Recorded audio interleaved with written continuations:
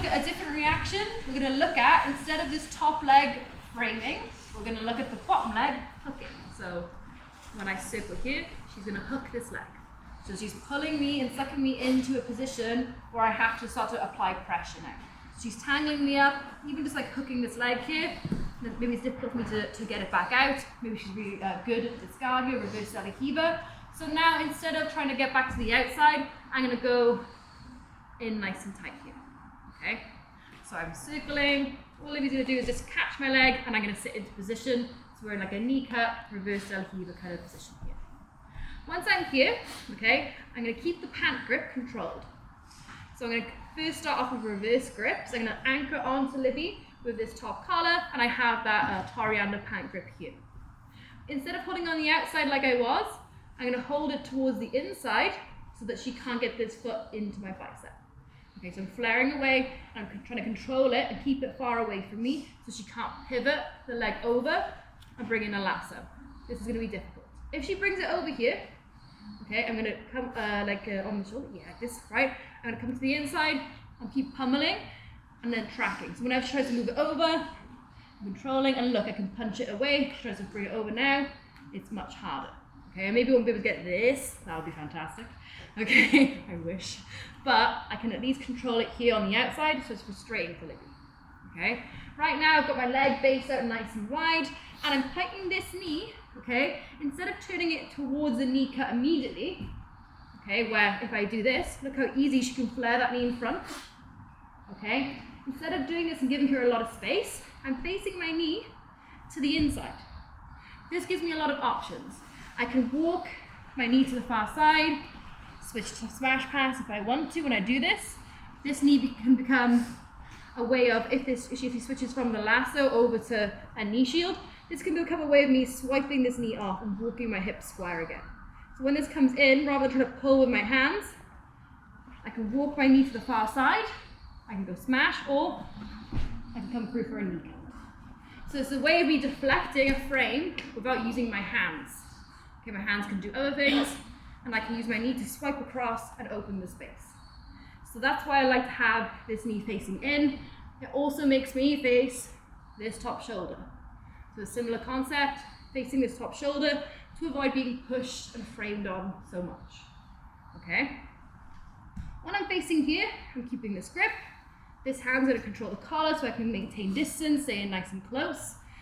The only problem is now, when my hands are tied up, I still have this frame. So it doesn't look as obvious as the other frames, but this is preventing me from passing this hook here. Even though I have good control, okay, knee cutting from here, if they have like a nice flexible guard, is going to be very difficult, and that foot can stay sneaked into the hip here.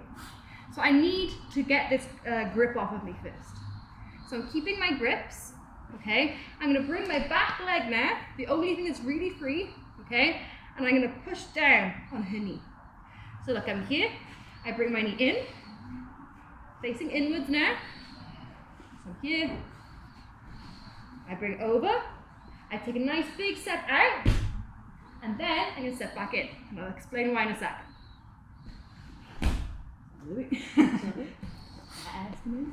And I can slide through. So the reason I put my leg back into the same position is because, or I take my leg out before bringing it back in, is because if I just go here, over, and then try knee cut, she's going to put that reverse Delahiva back in straight away. So look, I go here, and then she just puts it back in. Pointless, right? But if she thinks I have other options, okay, I could break the grip, step out, circle to the outside. Okay, I could break the grip, circle, move over the smash. Okay, so there's lots of different things I can do from here, and she's not aware of which I'm going to do. In this instance though, I'm just going to put it back through the center and go for my knee cut. So I'm here, okay, she caught me with the reverse Delahiva. She's keeping this foot flared around my hip. So important for the person on bottom to keep a nice strong hook in for your partner. See how the toes are in? If the toes aren't in and it's floppy, I can just immediately cut through. Okay, not necessary to break this. If it's in here, nice and strong, now I have to deal with it. Okay? So I've got my grips. Another alternative grip, especially if you're struggling with your balance and putting your weight, if you're a bit newer, you can also pin the hand. This is great for no-gi as well. Obviously you can't take the pant grip, but you can still control the C grips. Okay, so look, I can pin that bottom hand. Okay, it still in turn controls its shoulder. Pin through, keep the arm extended. Okay, so it's not a fight of who's got the strongest arm. It's just my weight pinning through. Okay, and I can do the same thing. I'm leaning my weight over. I break the grip, jazzy step, and then I step back to the center and I switch my hips immediately. As I switch my hips, my armpit is going to go over Libby's knee and drop. So my shoulder is meeting her belly. I can release, dig my underhook, and now from here, if I have the arm pinned, I can go to sink.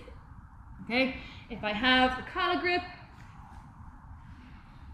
same thing, I break, jazzy step, and from here she's pushing on me, framing, I can catch the elbow, knee cut through, and then walk up into a high side control. Last thing on the pass, okay, I will say is always make sure you're beating the inside elbow. If I'm staying here and I'm staying on Libby's frames, she can push into me and recover guard really easily. So always make sure when you pass that you deal with the frame somehow. So if she's keeping this in, I always want to get to a position where she can't use this arm to frame against my hip. And now if she's bridges, she is sky bridging into nothing. Because I'm up here chilling. Okay? Whereas if I'm down here and she has her frames on the inside, she's going to throw my weight. Right? So if I move myself up, she's just bridging on her own. So bridge. Okay, same thing. If I have the arm pinned, this does the same thing. Stapling. She tries to frame into my hip. And I can do that for a bit. Okay, I have a happy. Okay. 1, 2.